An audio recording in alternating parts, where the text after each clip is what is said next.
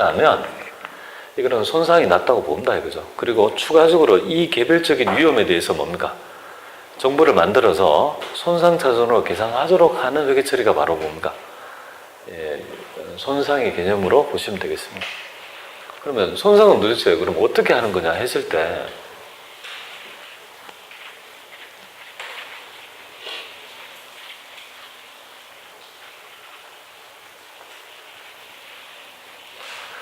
자, 특히 여기서 이 손상은 크게 넘어와서 이렇게 되겠죠. 유형자산 뭡니까? 손상자를 먼저 붙이기 나름이죠. 유형자산, 손상차손. 물론 이 손상차손을 매도가능증권도 될 수 있습니다. 매도가능증권, 손상차손. 무형자산, 손상차손. 다양하게 나타날 수 있다고 보면 되겠습니다. 근데 그 모형의 대표성을 유형자산에서 가지고 있기 때문에 여기서 설명을 하고 있는데 손상차손은 영업의 비용이 되겠습니다. 손상차손은 이렇게 구합니다. 장부가액에서 회수가능가액이라는 용어를 씁니다. 회수가능가액. 회수할 수 있는 가능금액의 의미라, 그죠? 이게 뭐냐 이거잖아요. 이 의미가 가지고 있는 부분이 바로 이렇게 우리 회계기준에서는 이렇게 규정합니다. 회수할 수 있다는 것은 맥스 규정입니다. 둘 중에 큰 놈을 회수할 수 있다는 건데요. 순매각가치 하고요. 순매각가치랑 그 다음에 우리가 사용가치라고 합니다. 해당 유형자산을 사용했을 때, 계속 사용했을 때 얻을 수 있는 미래 영업현금 흐름의 현재 가치를 측정하면 이 사용가치라고 합니다. 근데 이 금액을 큰 금액을 얘기하는 거죠. 그래서 여기서 이제 회수 가능 금액이 뭡니까? 정의가 이렇게 가끔 출제가 됩니다. 회수 가능 가액이란 순매각 가치와 사용 가치 중에 작은 금액을 의미한다. 틀린 지문이 됩니다. 큰 놈을 의미한다. 이렇게 보면 됩니다. 아직 현실감이 안 올 거예요. 간단한 예를 통해서 보겠습니다.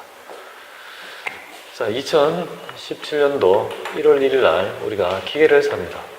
기계장치를 삽니다. 기계장치는 우리 프로젝트 뭡니까? A 안을, 그죠? A를 수행하기 위해서 기계를 산 거예요. 이 기계장치는 오로지 뭡니까?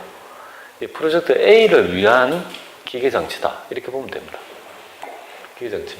그러면 요거를, 기계장치인데, 요거는 100만 원에 구입했다. 이렇게 봅니다. 그리고 얘는 정액법이고, 잔존가치는 없고, 5년 상각한다. 이렇게 가정해 보겠습니다. 그죠? 이렇게 이제 기본 자료를 주고, 이걸 쭉 한번 해볼게요. 자, 그러면 이때,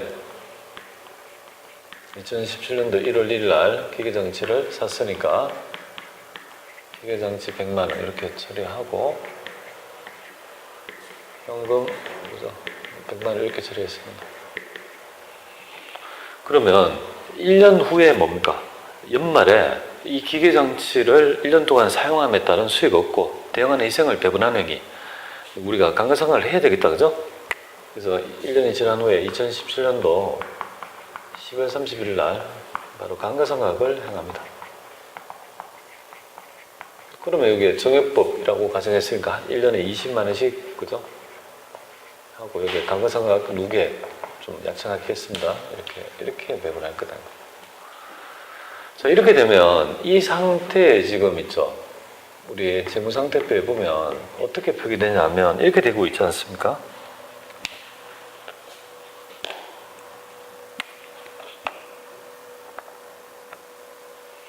여기 보면 이렇게 되잖아요. 기계장치가 100만 원 이렇게 될 것이고 여기에 있죠. 감가상각 누계액 있죠. 20만 원 이렇게 배분되지 않겠습니까? 그죠? 여기에 뭡니까? 장부가액이 뭡니까? 장부가액 현재는 80만 원이다. 그죠? 이런 상태이지 않습니까? 그죠? 근데 우리 회계 기준에서는 어떻게 하라고요? 이 자산을 기말에 뭡니까? 기말에 손상 여부를 판단토록 합니다. 그래서 이런 심각한 물리적 변형이 있거나 범용성을 상실했다, 본질가치가 하락했다는 등 이런 손상당했다는 징후가 있다면요. 장부가액과 회수 가능 금액을 측정해서 차액만큼을 추가적으로 뭡니까? 영업의 비용인 유형자산 손상차손을 구하도록 그렇게 규정하고 있는데 어떤 부분인지 한번 보겠습니다. 손상 여부를 판단해 봅니다. 근데 프로젝트 A가 뭡니까? 여기에 보니까 손상 여부를 우리가 판단합니다. 손상 여부를 검토해 봅니다. 그런데 지금 이 프로젝트를 1년을 수행해 보니까 도저히 뭡니까? 앞으로의 상업성이 없다라고 판단되었습니다. 그래서 프로젝트 A를 뭡니까? 폐지합니다. 안 하기로, 그죠? 프로젝트 A를 안 하기로 뭡니까? 했습니다. 그러면 지금 현재 어떤 문제가 있냐면 이 기계장치는 누구를 위한 겁니까? 프로젝트 A를 위한 맞춤형 컴퓨터인데, 기계장치인데 얘를 안 한다 하면 얘는 얘를 위해서 사용한 건데 얘를 안 한다면 얘가 쓸 데가 있습니까? 그러니까 쓸데기 없는 거가 되는 거죠. 그러니까 가치가 뭡니까? 현저하게 떨어지는 거예요. 그죠? 이게 프로젝트가 폐지돼 버리니까. 그래서 이걸, 그죠? 외부에 판매한다고 해서 물어보니까 30만 원 준대요. 30만 원. 근데 이걸 사용해가지고 뭡니까? 미래 현금 흐름을 지금 현재 가치로 판단해서 사용 가치를 뽑아보니까 35가 된다라고 가정해 봅니다. 그죠? 이런 정보가 있다고 가정할게요. 그러면 요거는 이제 주어지니까요. 이걸 보고 판단하면, 그러면 지금 얘 지금 매수 가능가액 얼마입니까? 35가 되고, 지금 장부가액은 얼마 됩니까? 지금 현재 80이니까 두 개를 빼면 어떻게 됩니까? 그죠? 뭐 45인가요? 장부가액은 45만 원만큼이 뭡니까? 요거 빼면 뭡니까? 요 금액은요? 45만 원께 추가적으로 뭡니까? 가치가 하락했다는 거 아니에요? 그죠? 그걸 이제 추가적으로 계산하란 말이에요. 그죠? 그러면 기말에 손상률을 검토해서 어떻게 하냐면 이렇게 합니다. 유형자산 손상차손, 요거 영업의 비용이 되겠습니다. 요 금액 45만 원 요렇게 처리합니다. 그리고 여기에서 뭐를 처리하면 손상차손 누계액이라는 계정을 써요. 누계액이라는 계정을 써요. 감가상각 누계액이 아니고 뭡니까? 손상차손 누계액이라고 하고 자산을 차감합니다. 자산을 차감하는 형태로 처리합니다. 이게 45만 원 이렇게 하겠다 이거죠. 이렇게 추가적으로 뭡니까? 손상 여부를 검토해서 뭡니까? 추가적인 회계치를 더하는 거예요. 그러면 여기에서 뭐가 들어가냐면 여기에서 뭡니까? 이 손상차손 누계액은 어디에 될까요? 해당 자산이 기계장치잖아요. 그죠? 손상차손 뭡니까? 이렇게 해서 45만이 차감되는 거예요. 이게 이 장부가액 얼마가 될까요? 35. 이렇게 하자는 거죠. 이렇게 만약에 딱 하고 된다, 이렇게 딱 표시한다라면 우리 정부 용자가 알아먹는다 이거죠. 기계장치를 100만 원 샀지만 이 손상차손 누계 손상이 있었구나. 뭔가 개별 기업의 물리적 변형이랄지 이런 심각한 어떤 손상이 있었구나라는 걸 우리가 추가적으로 정보를 만들어서 보고하자는 겁니다.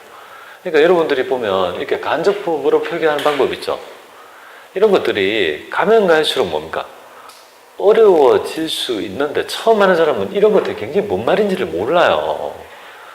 하지만 이렇게 하는 이유는 분명히 이유가 있겠죠. 안 좋으면 합니까? 뭔가 이걸 함으로써 더 나았기 때문에 하는 거예요. 그죠? 정부 용자가 이걸 봄으로써 더 유용한 의사결정에, 유용한 정보가 되니까 하는 거다라고 보면 되겠습니다. 시험 문제 이렇게 나와요. 손상자손 누계액은 해당 자산을 차감하는 형태로 표시한다라면요. 맞잖아요. 그죠? 근데 그걸 한 번도 안 들어봤으면요. 이렇게 표시하는 방법을 모르면 여러분이 그 말이 이해가 되겠습니까? 안 된단 말이에요. 그죠? 근데 제가 지금 하고 있는 말을 전부 다 뭡니까? 책에 기술해서 하려면요. 책에 전부 다 이런 내용을 다 실어가 하면 뭡니까? 책이 뭡니까? 엄청 뚱뚱해지겠죠. 그죠? 그러니까 이 지면이 말이 안 된단 말이에요. 그죠? 그래서 제가 그냥 중요한 부분을 이렇게 해줄 수밖에 없는 거라는 거예요. 그래서 이런 어떤 지금 재평가하는 간단한 거하고 특히 손상 같은 거는 이론하고요. 이 시험 문제, 이론 문제하고 기말에 뭡니까?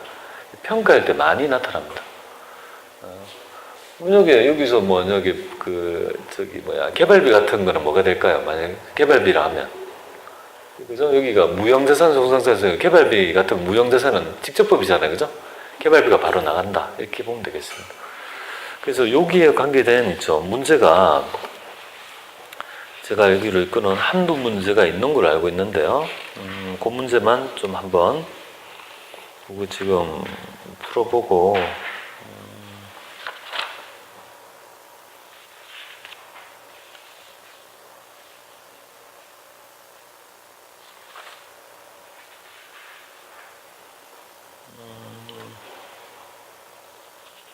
없나?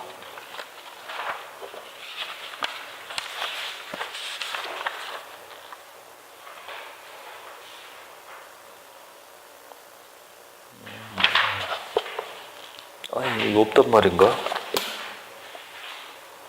아, 있네요. 네, 우리 55회차에, 그죠? 하나 문제가 보이네요, 그죠?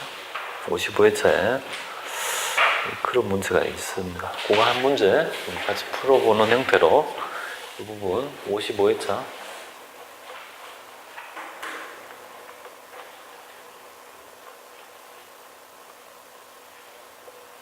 요거가 되겠습니다. 2점, 그죠?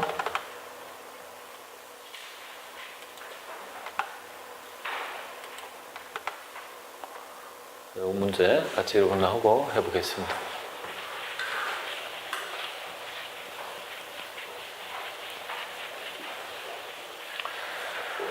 전산세무 1급 시험은 패턴은 이전에 냈던 문제를 그죠? 같이 계속 반복하면서 내는 특징이 있습니다. 그 주기가 어떻게 될지 모르지만 중요하다는 내용이 이미 뭡니까? 다 이렇게 기출됐다고 보면 돼요. 그러니까 그런 내용을 기초하면서 여기 우리가 5회차가 55회차가 되죠? 네, 보겠습니다. 2번 문제 되겠습니다. 이걸 딱 보는 순간 뭡니까? 손상차손 인수한다는데 전혀 못하면요. 의미가 그죠? 없는 거 아니겠습니까? 해보겠습니다. 결세는 현재 유형자산에 해당되는 장부가액이 2억 원인 토지에 대해서 2억 원짜리를 손상징후가 판단되어 검토해 본 결과 토지에 그죠? 토지의 사용가치는요 1억 3,600 처분가치는요 1736으로 판단되었다. 이를 손상자로 인식한다. 그럼 회수할 수 있는 금액은요 사용가치하고 처분가치 중에서 큰 놈을 의미하는 거니까 얘가 뭡니까? 회수 가능 금액이 될 거 아니에요? 그죠? 여기 회수 가능 금액이 돼서. 그러니까 여기 이 문제를 보면 장부가액은 2억이고요. 회수할 수 있는 금액은요. 173000 이렇게 되니까 이 금액 차액이 뭡니까? 2,700만 원? 2,700만 원이 뭡니까? 손상 낳는 거다. 그죠? 여기에서 이렇게 하면 돼요. 유형자산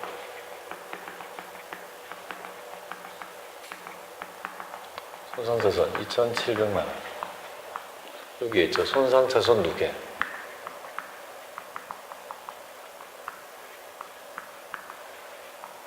그럼 여기에 재무상대표에 어떻게 표시되냐면요. 토지의 금액은 2억 원이 되는 거예요. 2억. 그죠? 장부가액은 토지는 2억 원이 되는 거예요. 그 다음에 손상차손 누계 여기 딱 붙는 거예요. 여기부터 2,700 이렇게 딱 해서 뭡니까? 차감되어서 여기 장부가액은요.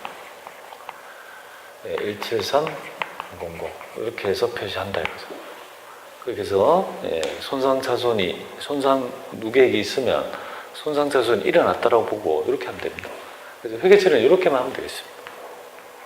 그렇게 딱 해서 여러분들 손상에 관한 얘기, 흐르는 얘기를 꼭 한번 정리해 보면 좋을 것 같습니다. 자, 이렇게 해서 손상에 대한 얘기를 좀 했어요.